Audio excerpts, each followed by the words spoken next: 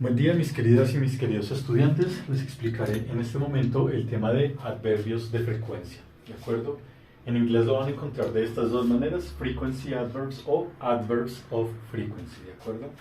Entonces, los adverbios de frecuencia, como dice el nombre, son palabras adverbiales que se van a utilizar para mencionar cuán frecuentemente se hace algo, ¿de acuerdo?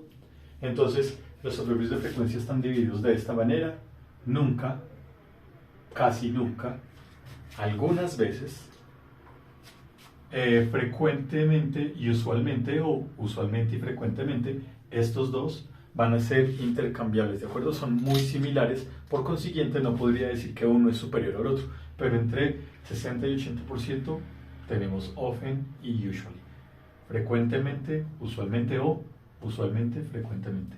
Y finalmente, cuando es 100% de las veces, utilizamos always o siempre, ¿de acuerdo? Los adverbios de frecuencia van a tener dos posibles ubicaciones.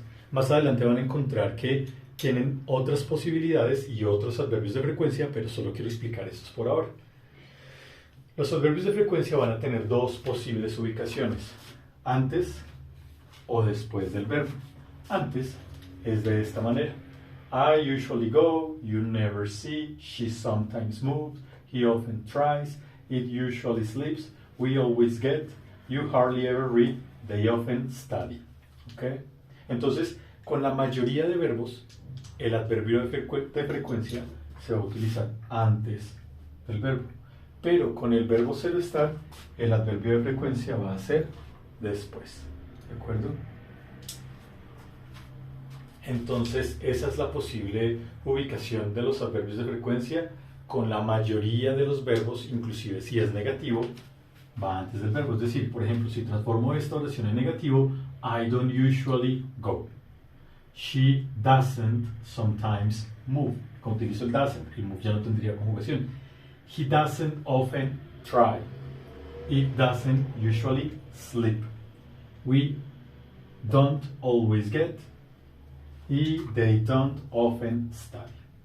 Ustedes dirán: profe, no utilizaste negativo aquí ni aquí. ¿Por qué no utilizaste negativo con el never?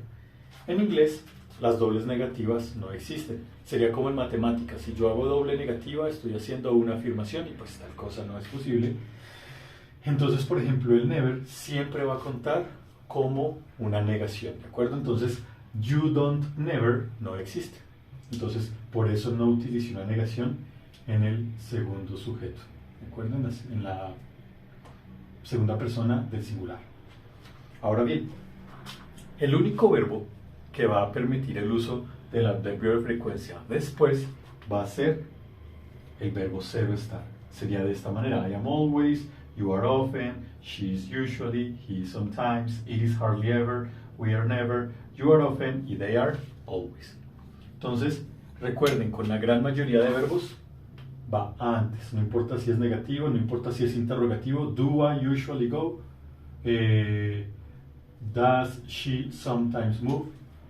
Do you never see? Y aquí, igualmente, entonces, I am not always, you aren't often, she isn't usually. Y si fuera pregunta, entonces el verbo ser estar, como es el auxiliar, iría aquí, pero el adverbio de frecuencia no cambia de posición. Sería: am I always late? Are you often on time? De esa manera, ¿de acuerdo? En la descripción van a encontrar un ejercicio de práctica y recuerden, lleguen a clase con preguntas. Muchas gracias.